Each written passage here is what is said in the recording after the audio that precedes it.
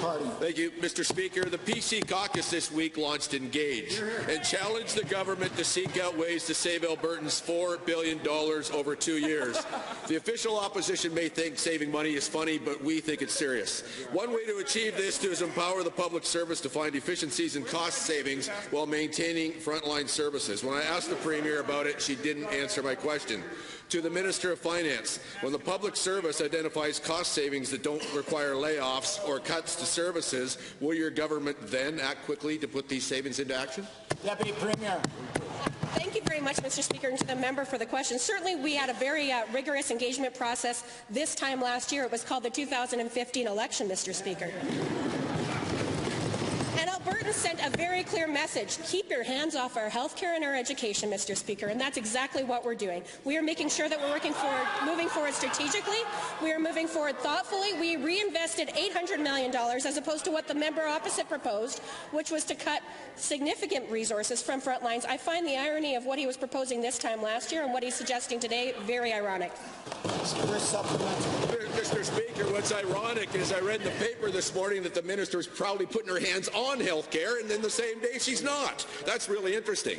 Alberta municipalities receive rent revenue through linear assessment.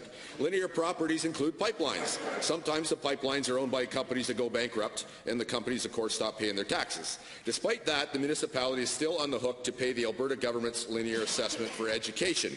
To the Minister of Municipal Affairs, when are you going to correct this unfairness and stop assessing municipalities for linear property owned by bankrupt companies that cannot pay? Minister of Municipal Affairs. Thank you, Mr. Speaker. And I have to say, Mr. Speaker, that I'm very proud of the broad range of support that we provide to municipalities right across Alberta. Despite our own 20% budget reduction, we continue to provide strong support to municipalities right across this province to ensure that they can take care of the residents that we share together. I'm proud of the relationship we have built with our municipalities. I look forward to ongoing conversations with them, and I'm very proud of our continued support for all of the communities across Alberta. Mr. Speaker, at a Mayor and Reeves meeting in Lethbridge last week in front of one of the private members over there, they were told that the government never answers the questions, and that's still consistent today. Purchasing is an area where government could assist municipalities to deliver stable, cost-effective services. The government of Alberta is a major purchaser of many commodities also used by municipalities. To the Municipal Affairs Minister, will the government of Alberta work with the AUMA, the AAMD&C, and municipalities to help them reduce their expenses by combining purchase volumes that result in a net savings? Minister of Municipal Affairs. Thank you, Mr. Speaker, and thank you to the member for the question.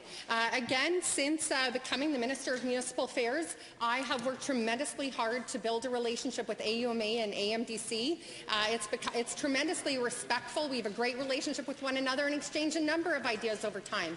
And I'm certainly, if there's any kind of opportunity to work together to enhance services to Albertans, to increase the efficiency, I'm happy to work with them on a variety of options and have those conversations, Mr. Speaker.